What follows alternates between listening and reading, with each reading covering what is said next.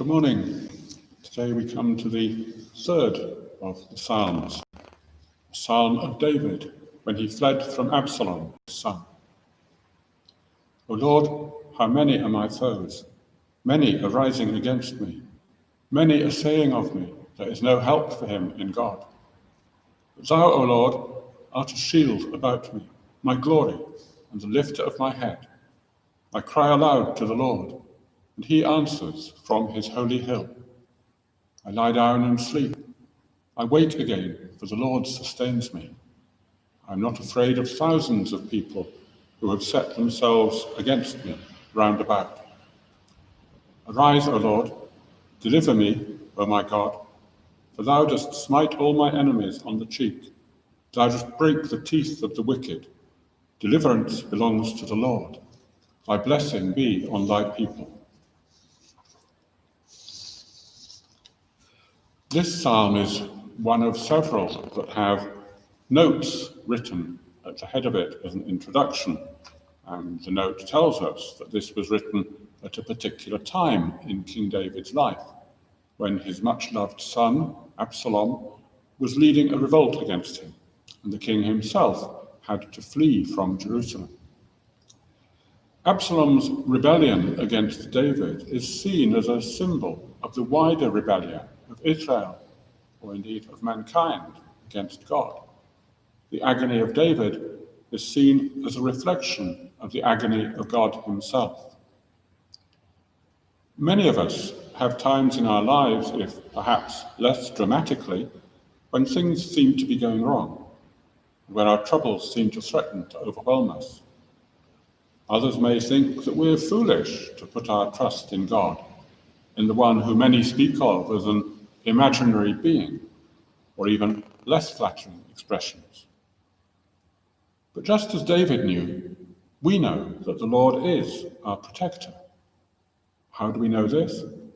Above all, of course, in what God has done for us through his incarnation and his paschal mystery.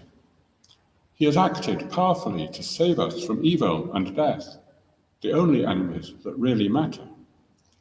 When we look back over our lives, we can see so many ways in which he has come to our rescue.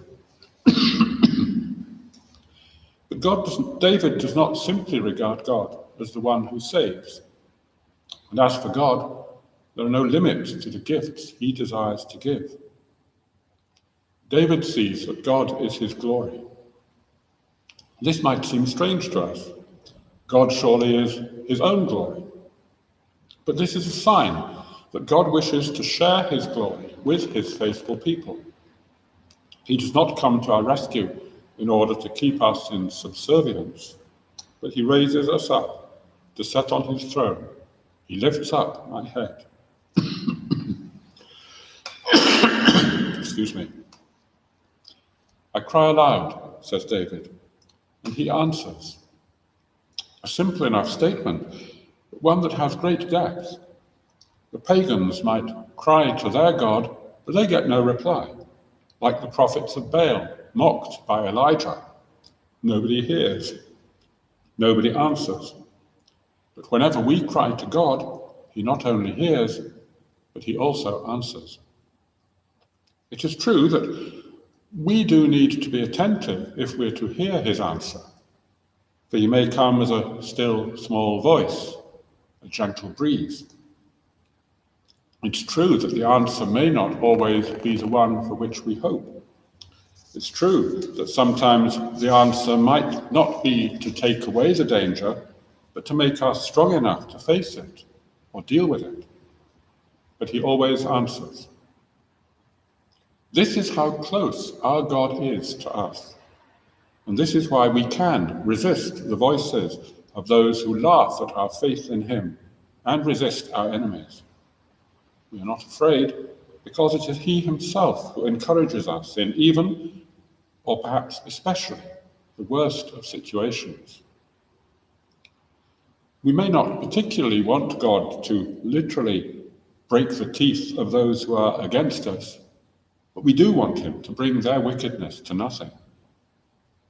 David speaks out of human weakness, but he hopes with divine strength.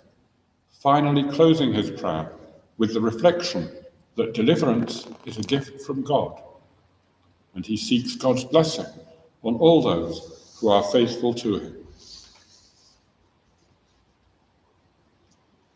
O Lord, how many are my foes? Many are rising against me. Many are saying of me, there is no help for him in God. But thou, O Lord, art a shield about me, my glory, and the lifter up of my head. I cry aloud to the Lord, and he answers from his holy hill. I lie down and sleep. I wake again, for the Lord sustains me. I am not afraid of thousands of people who have set themselves against me round about. Arise, O Lord, deliver me, O my God, for thou dost smite all my enemies on the cheek. Thou dost break the teeth of the wicked. Deliverance belongs to the Lord. Thy blessing upon thy people.